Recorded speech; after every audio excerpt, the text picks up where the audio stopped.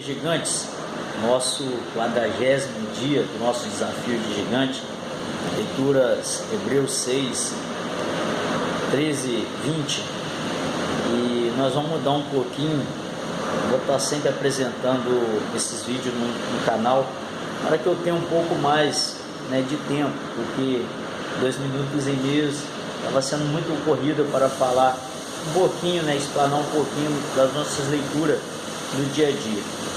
E nós temos o privilégio de receber, ter a revelação de Deus através da leitura da palavra, e eu tenho certeza que todos nós estamos crescendo nesse desafio. E nesta primeira leitura, Hebreus 13, 20, nós aprendemos que Deus não é homem que minta. Então nós deparamos com a promessa que Deus fez a Abraão, que jurou de abençoar e multiplicar todos aqueles que abençoasse a Abraão. Então, essa promessa feita a Abraão de abençoá-lo e multiplicá-lo, eu e você, através da nossa fé, através de crer que esta palavra é a palavra de Deus, que a Bíblia é a palavra de Deus, então nele nós somos abençoados. Então, Deus fez juramento para aquele que é maior. Os homens juram em nome daqueles que é maior do que ele, para encerrar os seus assuntos, encerrar as suas discórdias. Por isso que o homem tem a mania de jurar por Deus, porque Deus é o único que cumpre a palavra. Deus é o único que cumpre as suas promessas, e ele prometeu de multiplicar Abraão. Nós vamos ver isso na leitura de Êxodo. Ele prometeu de abençoar Abraão, e nós vamos ver isso na leitura em Êxodo.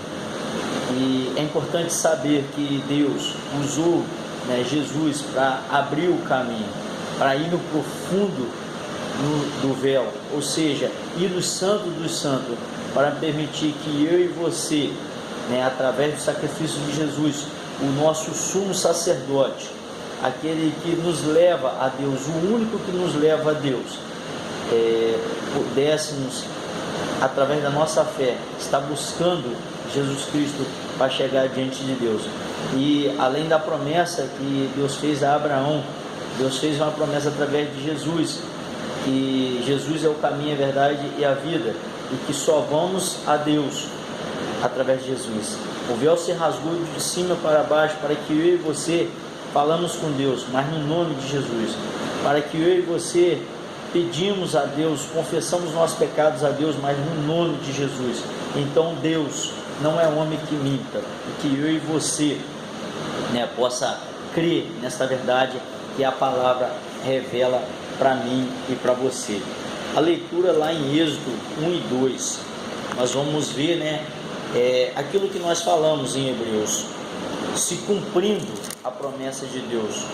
Israel se multiplicando no Egito, Israel frutificando no Egito, a ponto de acender a ira do mal. O rei em exercício, que já não conhecia mais José, se preocupou vendo o povo se multiplicando, se frutificando, enchendo aquela terra, temeu aquele povo de Deus tão numeroso guerrear contra eles, ou seja, talvez assumindo o reino do Egito. Você percebe que isso não era o plano de Deus, mas as pessoas que estão conduzidas pelo mal, que estão sobre o governo do mal, vê coisas que não existem, porque eles se apegam em coisas terrenas. O poder dele, a vida dele, o gozo dele é nesta vida terrena.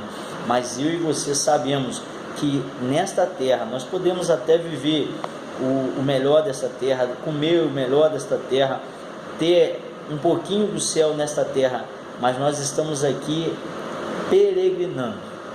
Nós temos um momento que nós vamos partir, que a nossa eternidade, o nosso objetivo, a nossa terra é Nova Jerusalém. Então esse rei, ele maquina um plano para eliminar esse crescimento, um plano para impedir esse crescimento. Profeticamente, isso nos tempos de hoje, você pode olhar o inimigo de nossas almas que está ao nosso derredor, bramando como um leão, buscando a quem ele possa tragar, ele tem maquinado, elaborado planos para impedir o crescimento da igreja de Cristo. Está vendo quando você desiste de ir na igreja, quando alguém te desanima na casa do Senhor, quando alguém te frustra, quando os problemas nos seus lares, a dificuldade da sua vida, do seu casamento, impede de ir na casa de Deus? É porque este inimigo, Satanás, o inimigo de nossas almas, ele elaborou um plano e ele está conseguindo vencer. O primeiro plano dele foi usar as parteiras, deu ordem às parteiras para que todos os meninos homens fossem eliminados, ou seja, se um recém-nascido fosse menino, deveria ser morto. Mas as parteiras temeram o Deus de Abraão, de Isaac e Jacó, o meu e seu Deus, o nosso Deus. Isso é tremendo. As parteiras egípcias reconheceram o poder de Deus. Percebe que Deus já se manifestava naquela terra. Pessoas sensatas conseguiam compreender o agir de Deus na vida dos hebreus, crescendo, multiplicando e prosperando. E interessante que o próprio povo não tinha percebido isso, estava se afastando dos desígnios de Deus, dos propósitos de Deus, do querer de Deus. Mas o fato é que as parteiras não cumpriram a voz do rei. Isso ensina eu e você que existem vozes que não é de Deus e que você não deve cumprir. Existe ordem que não são de Deus, não são favoráveis ao evangelho, então você não deve cumprir. Então, percebendo o rei que aquelas parteiras não fizeram o que ele tinha pedido, ele elaborou um outro plano. O que nos mostra aí, nos dias de hoje, o inimigo está sempre elaborando plano. O diabo não brinca de ser diabo. Talvez você brinque de ser cristão, talvez você brinque de ser crente, mas o diabo não brinca de ser diabo. Ele está 24 horas maquinando algo para te destruir, para te matar, para te roubar e para te destruir, para impedir a sua atividade na casa do Senhor, o seu desempenho na obra do Senhor, o seu crescimento, os seus frutos. Satanás quer eliminar esse plano. Então o rei lá no Egito dá uma ordem de matar todos os recém-nascidos meninos. E eu vou te dizer, essa ordem ela foi praticada. Muitos recém-nascidos morreram, nos mostrando assim que o inimigo ele mata, ele consegue matar, mas nesse mesmo momento em que muitos recém-nascidos morriam, uma mulher, após ver que seu filho era muito formoso, ela contrariou, ela não se conformou com aquela ordem, ela lutou, ela escondeu o seu filho por 3 meses, e quando já não conseguia mais esconder, ela entregou nas mãos de Deus, lançando no rio. Esse mesmo bebê, nós sabemos da história, que a filha de Faraó o pegou e o cuidou, escolheu a própria mãe para amamentar e deu-lhe o nome de Moisés. É interessante que o nome de Moisés já referencia, Cristo nos nossos dias, aquele que haveria de salvar o Israel, que Israel ficaria cativo por cair em tentação do pecado. É importante ver que Moisés cresceu e mesmo tomado pelos manjares do Egito, ele não perdeu a essência dele, ele não perdeu a essência do seu povo. Quando viu os egípcios afligindo os seus irmãos hebreus, ele matou aquele egípcio e escondeu, e temeu o rei vingar esta morte, porque quando o rei descobriu, se irou e quis a morte de Moisés. Então Moisés foge para Miriam, assim como Jefté, quando foi rejeitado, fugiu para Tobi. Moisés foge para Midian e conhece lá Ruel ou Jetro. A palavra vai ter esses dois nomes, Jetro e Ruel são a mesma pessoa. É um sacerdote da terra de Midian e que mais à frente se torna sogro de Moisés. O que eu aprendo? Quando você quer se livrar do pecado, quando você quer se afastar do mundo pecaminoso do Egito, Deus sempre tem um lugar para te abraçar. Jetro representa Jesus, que está de braços abertos para te abraçar, para cuidar de você. E assim foi feito.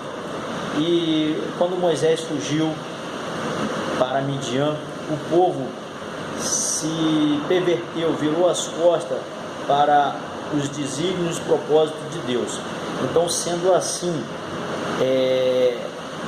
o rei, faraó, Ramsés, estava afligindo muito seu povo, a ponto que ele já não conseguia, as cargas trabalhistas eram muito grandes, o povo estava sendo muito massacrado.